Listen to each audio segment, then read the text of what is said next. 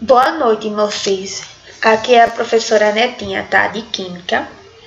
E hoje vamos revisar um pouco sobre o assunto de misturas e vamos ver um pouquinho sobre dispersões. Dispersões coloidais, soluções e suspensões. Vê só. O grupo 1 do EJA2, ele já viu essa parte inicial toda, tá certo? Mas como o grupo 2 ainda não viu, então a aula de química de hoje vai consistir nisso, tá? Então, por que eu escolhi revisar primeiro mistura? Que para vocês verem o assunto de química do EJA2, que é a dispersão, é necessário vocês terem em mente, tá? Em mente, fresquinha, tá? O que é mistura. Então, o que vai ser um sistema? Sistema, ele é uma parte do universo que a gente quer analisar, que a gente quer observar. Como, por exemplo, um tubo de ensaio com água, um pedaço de ferro, tá? Uma mistura de água e gasolina. Então, tudo isso vai ser considerado um sistema. Mas aí, finalmente, o que vai ser mistura? Antes de eu definir para vocês o que é mistura, eu quero que vocês entendam que a substância, ela é cada uma das espécies de matéria que vai constituir um universo, tá? Ela pode ser simples ou composta. Então, toda substância pura, ela possui as seguintes características. A sua composição, ela é fixa, tá? Então, a temperatura também, ela não vai se alterar desde o início até o fim de todas as mudanças de estado, certo?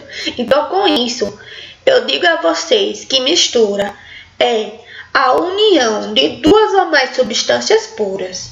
A mistura também, ela tem composição química variável, então por isso que a mistura ela não é expressa por meio de fórmula. A mistura ela pode ser classificada de duas formas, tá? Heterogênea e homogênea. A mistura homogênea ela é formada apenas por uma única fase. Então, o que vai ser fase aí? Fase vai ser o aspecto visual uniforme. Então, a mistura homogênea ela é formada apenas por uma fase. Então, a gente não consegue ver as diferenças na substância em si. Como, por exemplo, a mistura da água com o sal, da água com o álcool etílico, da água com açúcar, da água com alguns sais minerais, tá certo? Então, o que é uma mistura heterogênea? Uma mistura heterogênea ela é formada por duas ou mais fases. Então, as substâncias elas podem ser diferenciadas a olho nu ou pelo microscópio. Como, por exemplo, a mistura da água com o óleo, tá?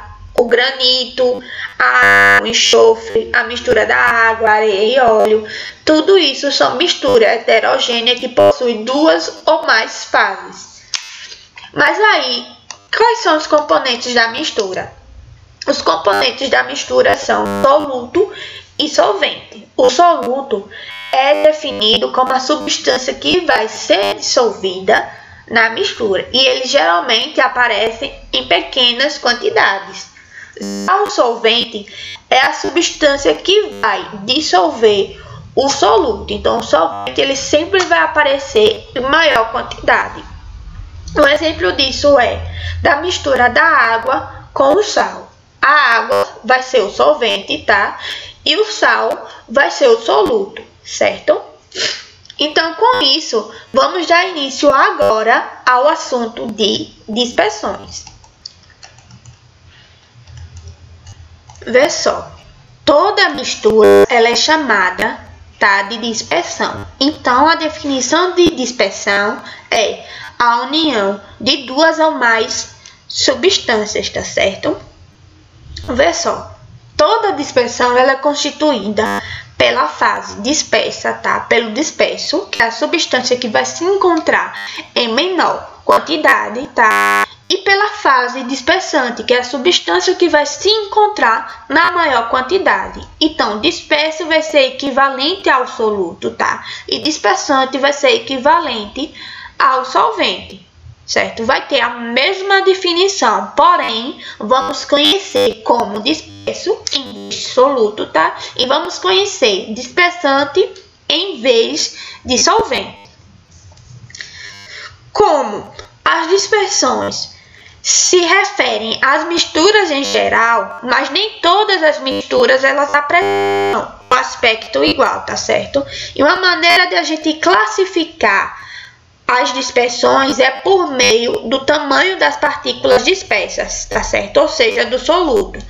Então, como é que a gente classifica as dispersões, tá? Pelo tamanho das partículas. E existem 3 tipos de dispersões, que são solução, que chamamos de soluções verdadeiras, tá? Dispersão coloidal ou coloides e suspensões, tá? Soluções verdadeiras, elas são consideradas sistemas homogêneos de 2 ou mais substâncias. O tamanho da partícula de uma solução verdadeira é menor que 1 nanômetro. Em termos de unidade de medidas que conhecemos, chega a ser de 1 vezes 10 a menos 9. Então, com isso, a gente sabe que essas partículas das soluções verdadeiras, elas não são visíveis a olho nu e nem através de microscópios eletrônicos, certo? Nas dispersões coloidais, o tamanho das partículas chega de 1 nanômetro a 1000 nanômetros, tá certo?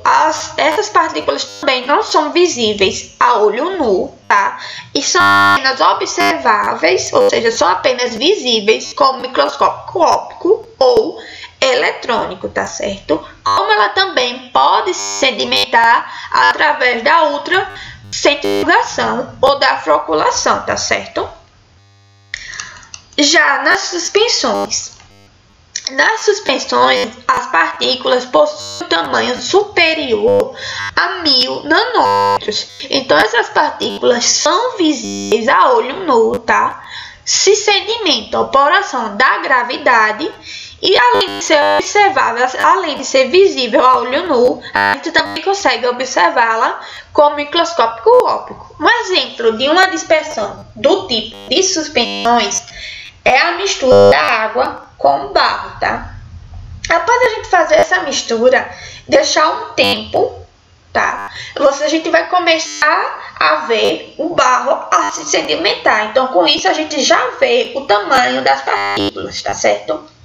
Então, pessoal, com isso, a aula de Química acaba por hoje, tá? Então, na próxima aula, a gente vai estudar um pouco sobre a dispersão coloidal ou coloides, tá? A gente vai ver cada um dos tipos de dispersões, mas a primeira que a gente vai ver é a dispersão coloidal, tá certo? Então, um beijo e até a próxima!